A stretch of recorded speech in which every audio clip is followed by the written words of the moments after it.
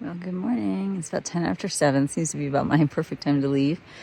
And I am just heading off from the trailhead at the end of section 19 and the beginning of segment 20. There were lots of people there last night. Actually, when I got there, there was two of us through hikers and a guy who was camping so he could climb San Luis Peak. And then I think after I went to bed, a lot of people came in. As I'm heading out, there's still 2 campers there. I don't think they're climbers. They might just be campers. It's a beautiful spot. Lots of nice hiking around if you want to come and just check it out for a weekend. Seems like a great place to come and do free camping.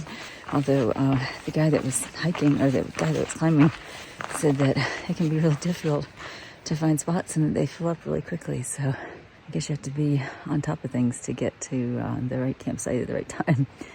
My bag is packed in a really weird way this morning because my quilt got tons of condensation last night. It was really wet, and surprisingly my tent wasn't as wet as I expected, but my quilt was soaked and I don't know why. So when I get the first opportunity to sit in the sunshine and dry it out, I'm gonna have to unpack everything, lay it out, get it dried, and then keep hiking. And I've got 16 miles planned today. I think it's gonna be kind of a challenging 16 miles, but that's my goal. And lots of elevation gain, crossing the Continental Divide twice, hitting the high point on the Colorado Trail. So got a lot to do.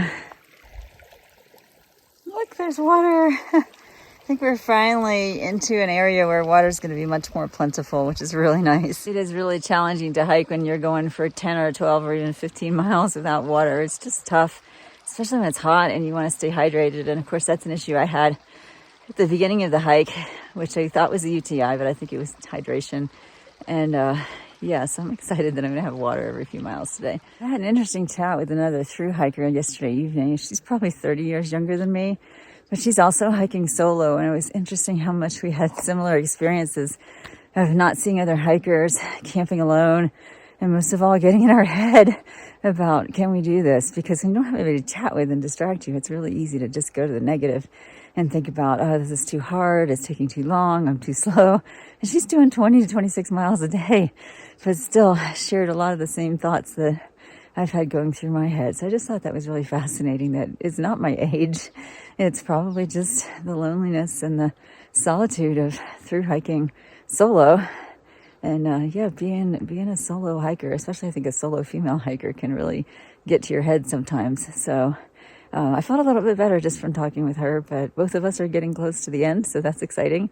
And yeah, it's fun when we find people to talk to, find people to share camp with, have a little bit of social, and then yeah, it's beautiful to hike on your own during the day, as long as you can stay out of your head. As long as you can stay out of the negative space in your head. If you can stay in the positive space in your head, that's pretty awesome.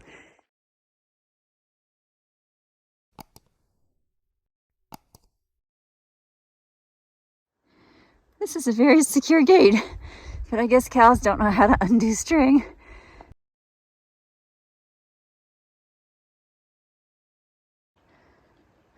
This looks like a pretty good spot to spread out my gear to dry and also to shed a layer. So I'm going to plop down over there, take care of that.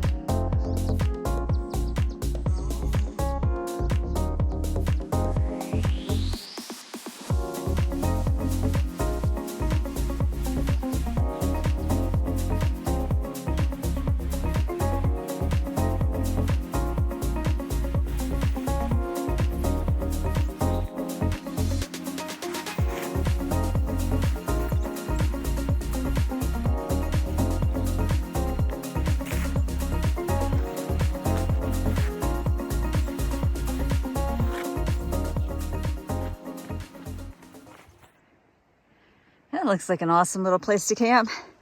It's right next to where I just dried out. And I am on my way again, thinking about all the stuff I have to be thankful for this morning. Like my pack being a lot lighter. I'm carrying at least 2 pounds less of water. My food bag is down to about 2 days of food, which is just right to get me into Lake City tomorrow.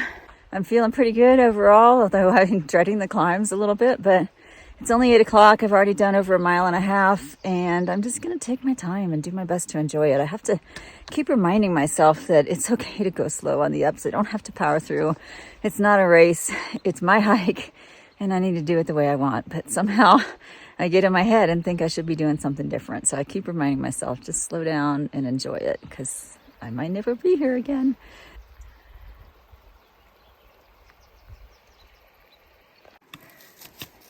Rocks, anyone? So much of the Colorado Trail is so rocky. And it's funny because I was mentioning that to somebody yesterday evening, that I was surprised about all the rocks, and they're like, you do know it's the Rocky Mountains, right? And I guess I do, but I just didn't expect so many right on the trail. I don't know why. Walking along next to these mountains for a long time, and I'm wondering, like, am I going up there, or am I going to somehow go around and go up over there? It's always a mystery. Just stopped for a little bit more water. I'm super thirsty and super hot this morning. I'm not sure if that's just really the weather or if that's me. Hard to tell sometimes. But I'm also realizing that I'm probably not getting enough calories for the exertion that I'm putting out in my body. So I'm going to stop at the next shady spot that I can find and make myself a little mid-morning snack, brunch, lunch, something like that. It's only like not even 10 o'clock, but I feel like I need to eat more. So I'm going to have some peanut butter and jelly on a tortilla and see if that perks me up a bit.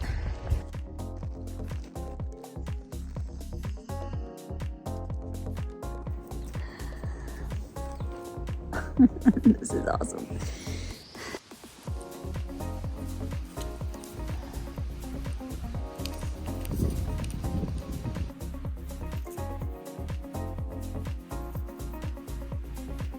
Makes me very happy.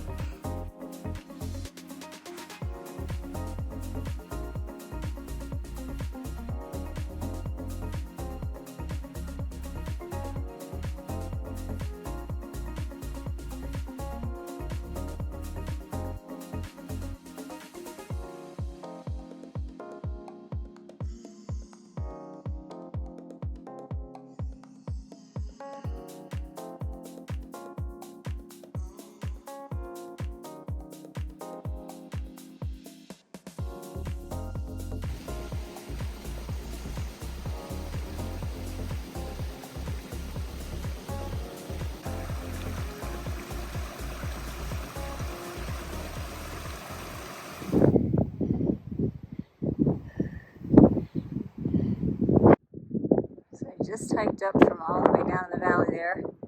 Got about 1/3 of a mile to go, I think. Then I'll cross the saddle and I get the luxury of going down for at least a few minutes.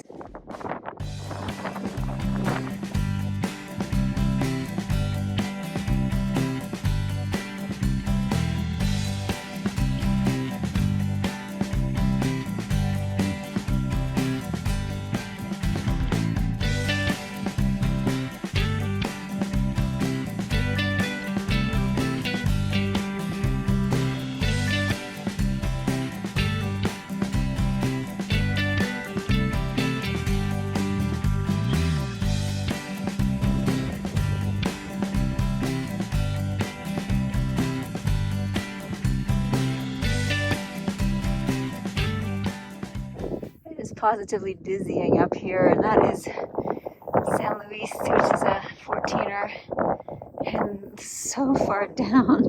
I got up to that saddle and I was like, oh my gosh, I gotta get down. It's kind of freaky. Sat for a minute just to appreciate the view, and it looks like the trail goes all the way around that way. It's hard to see with my finger in there, and up over there, and I think over that next saddle there. Hopefully I pointed that accurately. So I wonder what kind of views are on the other side.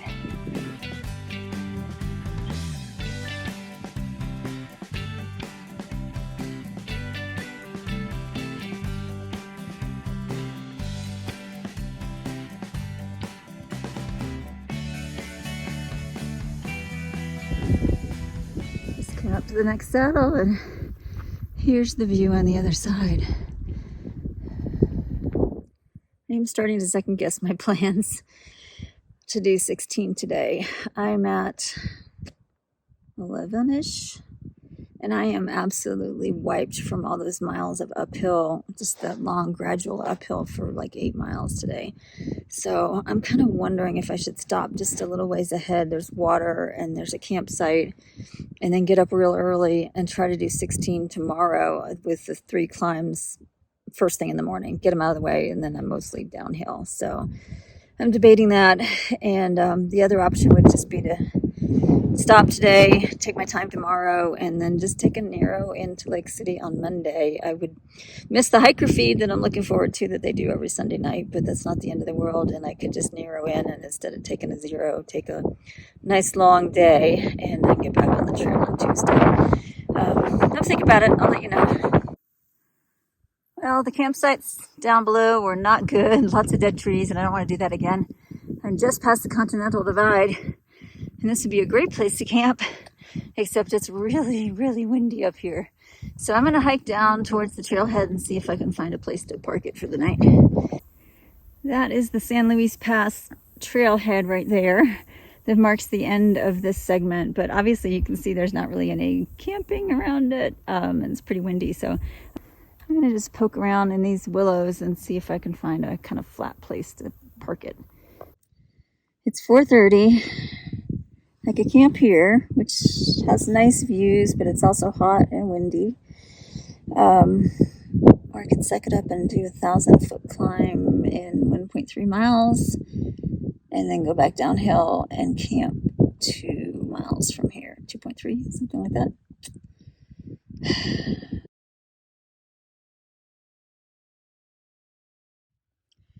Well, I hate to do it because I am absolutely wiped out today, but I'm going to go ahead and do the extra 2 miles. I've done just as bad, worse on the AT and made it happen now. So if I really take my time, I could definitely be at a camp by like 6:30.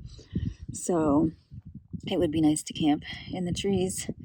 It'd be nice to have more water. I carried up water from another water source, but if I stay here in the heat, then I still have to hike that 2 miles tomorrow without a lot of water. So I'd rather do it now and then have more water that I can drink in the evening. So